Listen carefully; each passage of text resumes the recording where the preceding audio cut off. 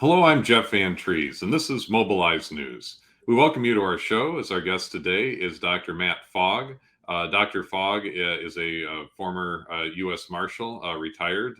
He was a U.S. Marshal, Chief Deputy U.S. Marshal for over 30 years, and he's been a very passionate advocate about police reform and ending systemic racism and injustice in law enforcement, both federal and state law enforcement throughout the country. You might recognize Dr. Fogg. He's appeared on a number of outlets, including CNN and MSNBC. He spearheaded a number of major lawsuits, including a class action representing several thousand U.S. Marshals who had been the victim of systemic racism or alleged to have been the victims of systemic racism within the organization itself. So today we have a lot of ground to cover with regard to systemic racism within policing and what we can advocate for change. So Dr. Fogg, thank you so much for coming on our show today and sharing your many years of wisdom and expertise in this extremely important area. Thank you. Good to be here.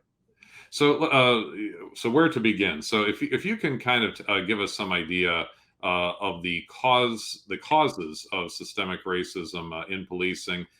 You are the author of the book Bigots with Badges, describing the issue of systemic racism in policing. Can you tell us what is the genesis of it?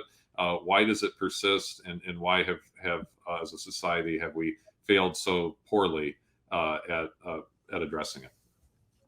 Well, I would start by saying, we look at slavery and we look at the institution of America, and we realize America is a divided nation when it comes down to Black Americans or, Africans who came over, were forced over here into servitude. But the reality of it is the slave patrols, when it came down to policing in America, when they started police forces, they were really designed to go after Black folks, slave patrols and so forth. All of that sort of notion came out of slavery. And then having the most common denominator in America being racism, being a divided system institution. I think it was one of the Chief Justices said a Black man has no rights that a white man is bound to respect.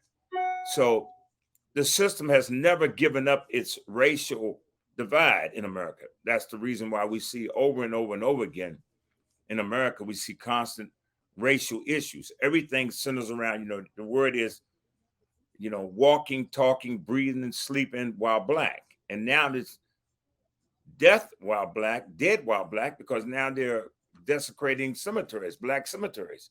So in every aspect of society, we find that race is affected, whether it's foreclosures, whether it's in the U.S. Marshal Service, we got a seizure program where we seize drugs, guns, money from the so-called bad guys. Well, the nation has always seen Black lives don't matter. We've always been seen sort of as the bad guy. So when it comes down to law enforcement, it just simply shifts over to law enforcement that officers realize, even when I went through the academy, I mean, you knew that the stuff you could do to Black folks, you couldn't do to white folks. The whole system is designed that way. When you get out of the academy and you go into the actual network of your rank and file and the culture, you see this whole sort of design that even when we were doing the war on drugs, everything was get your numbers up, but get them up on the Black folks. Don't go into white culture. Don't go into the white neighborhoods, the affluent neighborhoods, and do that because they're not going to put up with it. So everything is centered around race. As much as people hate to say it in America, when you are Black and you're living it, you understand it.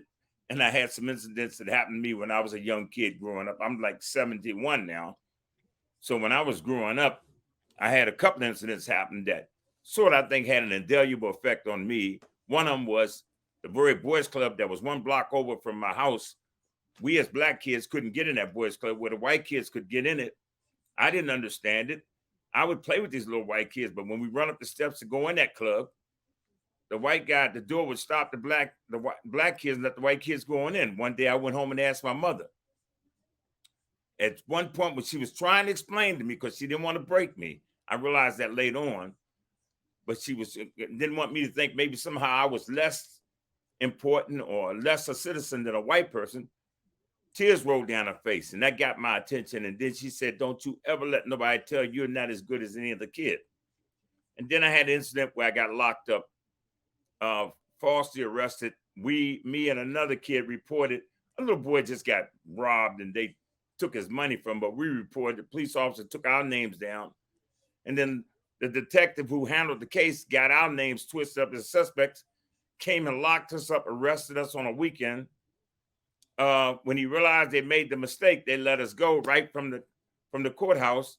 But by that time, I spent nearly 3 days in jail, been fingerprinted and everything. It was a devastating effect on me. Probably should have ran me away from law enforcement, but it made me gravitate in that direction. And so ultimately, I went to college. I got a degree in criminal justice administration, came out. That record was still on my record. It almost stopped me from getting jobs in law enforcement, but I was able to get the record expunged. And then I ultimately became a United States Marshal. My identical twin brother, Mark, became a Maryland State Trooper. And it was music from there on. You know, that's it's both a tragic story and an inspiring story at the same time, as so many of these issues of racial discrimination go. Even if, like you said, it doesn't result, as it often doesn't result in a conviction, being arrested is a traumatic event for anyone. It's a traumatic event. And it also is an economic burden because you have to pay for bail. You may have to pay for an attorney.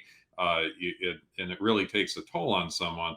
And when we talk about systemic racism, because of course there's different forms of racism. You have overt racism, which is like somebody's personal racism, as opposed to systemic racism, which is what you were alluding to, which you were referring to earlier, which is that you have a system that encourages specifically to the targeting of minorities and marginalized communities.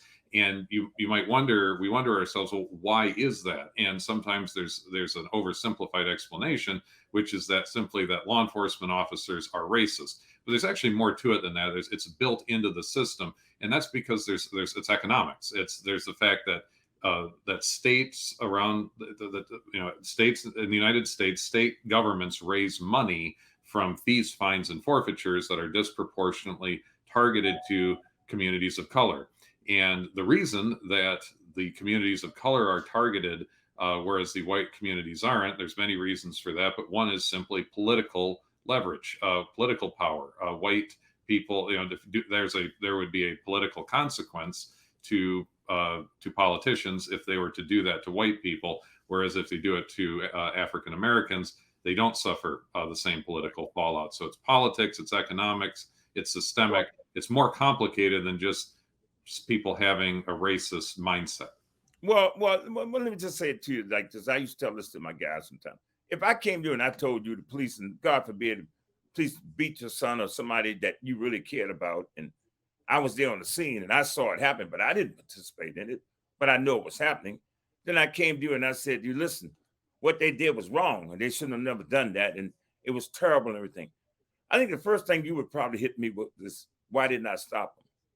And the issue is, again, and I say that all the time with law enforcement and across the board, all kinds of government notions, a lot of white folks actually observe and see the disparate impact and see people being treated, jobs, promotions, everything. They see it. But a lot of them don't want to get involved because they don't want to have the fallout that might come out of that situation. So they just sort of turn their heads.